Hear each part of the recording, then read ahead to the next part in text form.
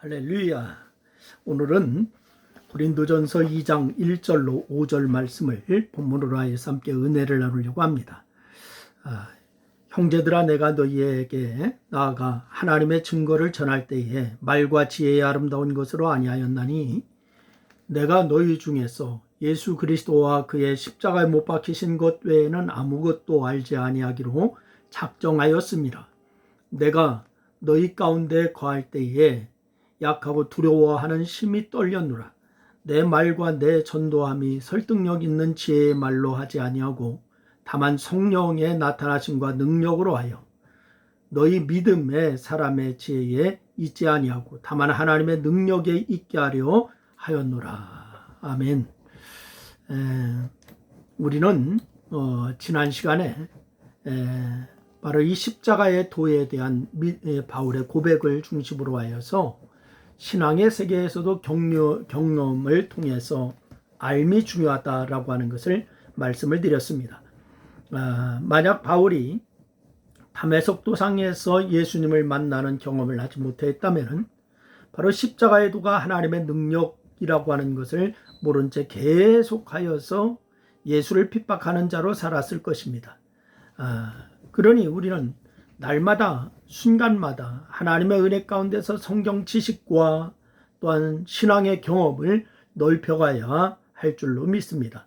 그런 의미에서 오늘도 경험을 통해서 깨닫게 된, 그래서 이 이후로 그의 사역에 큰 변화를 야기한 전도의 방법에 대한 그의 믿음의 고백을 살펴보면서 은혜를 같이 나누려고 합니다. 첫째는 이 바울은 설득력 있는 지혜의 말로 전도했다라고 하는 것을 고백하고 있습니다. 여러분, 오늘 본문 1절 말씀 보니까 내가 너희에게 나아가 라고 하는 바울이 2차 전도 여행 당시에 약 1년 반 동안 고린도에 머물면서 전도했을 때를 가리키는 것입니다. 그래서 고린도에서의 사역은 사도행전 18장에 자세하게 기록되어 있는데 바울은 그때를 회고하면서 특별히 말과 지혜의 아름다운 것으로 아니하였다라고 이렇게 얘기하고 있습니다. 말과 지혜의 아름다운 것으로 아니하였다. 여기서 말과 지혜의 아름다운 것이라고 하는 것은 사람을 설득하기 위해서 사용한 웅변적인 말이나 철학적인 지혜를 그렇게 가리킨다라고 얘기할 수가 있습니다. 내 말과 내 전도함에 설득력 있는 지혜의 말로 하지 아니하고, 그래서 1절에 말과 지혜의 아름다운 것이라고 하는 표현이나 4절에서 설득력 있는 지혜의 말이라고 하는 표현은 같은 의미입니다. 그래서 더 이상은 이상한 것은 4절에서 설득력 있는 지혜의 말과 성령의 나타남과 능력을 비교하였더니 5절에서도 얘기하기를 사람의 지혜와 또한 하나님의 능력, 이것을 비교하였어요. 여러분, 이 모든 것을 종합해 볼 때에 바울은 고린도에 들어가 전도하기 전부터 아예 설득력 있는 지혜의 말을 사용하지 않기로 결심했다라고 하는 것을 우리가 알 수가 있습니다. 무슨 특별한 사연이 있었기에 그런 결심을 한 것일까요? 여러분, 이 사도행전의 기록을 보면은 바울의 전도 여정을 알 수가 있는데, 특별히 18장 말씀에 고린도 사역 직전에 17장에서 바울의 아덴 사역이 기록되어 있습니다. 우리는 일전에서 바로 이 바울의 아덴 사역을 살펴본 적이 있는데 실패라고 말할 수가 없지만은 다른 것보다도 사역의 열매가 매우 적었던 것이 사실이었어요. 그런데 당시에 바울은 아덴의 철학자들과 다양한 종교를 섬기는 사람들에게 복음을 전하면서 바로 그들의 눈높이에 맞추어서 철학적 접근을 시도했습니다. 그래서 아덴의 유명한 철학, 그런 학파인 스토아 학파와 에피쿠로스 학파의 견해를 배경으로 헬라 사람들이 읽는 책의 한 구절을 인용하기도 했습니다. 그래서 이 본문의 표현대로 하자면은 지혜의 아름다운 것과 설득력 있는 지혜의 말로 그들에게 복음을 전했던 거예요. 하지만 매끄럽고 훌륭한 설교였음에도 불구하고 그 많은 사람들을 얻지를 못했습니다. 그때 이 바울은 그때 설득력 있는 지혜의 말로 복음을 전한다 하여서 사람들이 설득되는 것이 아니다라고 하는 경험을 하게 되었습니다. 그래서 알게 되었어요. 그리고 두 번째는 바울은 성령의 나타남과 능력으로 전도해야 한다라고 하는 것을 그래서 고백하게 되죠. 사도행전에는 별다른 언급이 없었지만은 오늘 본문 말씀에 보면은 바울이 아덴의 사역으로 인해서 전도에 대한 깊은 통찰을 하게 했던 거죠. 그는 나름대로 생각을 가지고 지혜와 지식을 총동원합니다. 그래서 전도했는데 결과가 좋지 않자 전도 방법에 대해서 고민하기 시작했던 것 같습니다. 그러면은 이 바울이 내린 결론이 무엇이었을까요?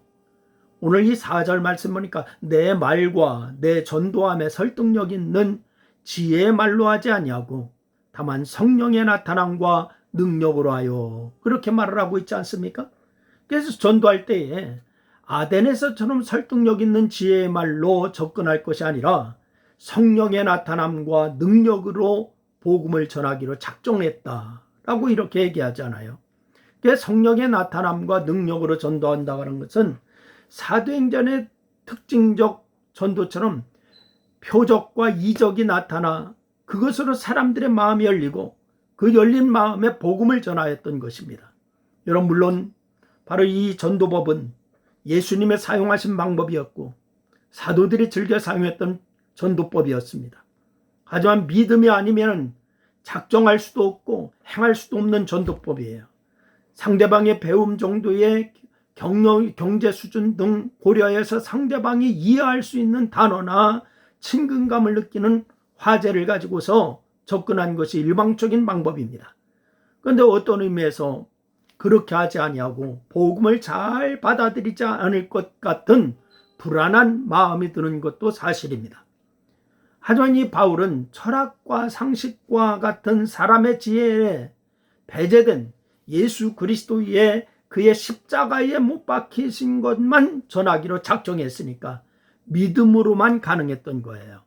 여러분, 게다가 성령의 능력이나 바로 이 전도 현장에 나타날 것으로 확신을 가졌으니까 얼마나 믿음이 좋은 것입니까? 그래서 결국 고린도에서의 사역은 큰 성과를 가져왔고 초대교회 가운데 대표적인 교회인 고린도 교회의 설립과 성장을 이루게 되었습니다.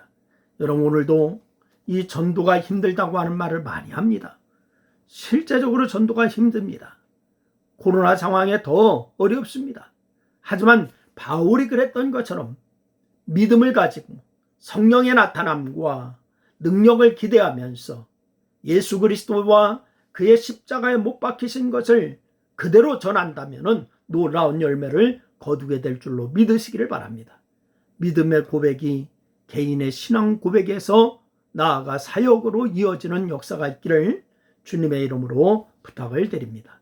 기도하겠습니다. 하나님 아버지, 고맙습니다.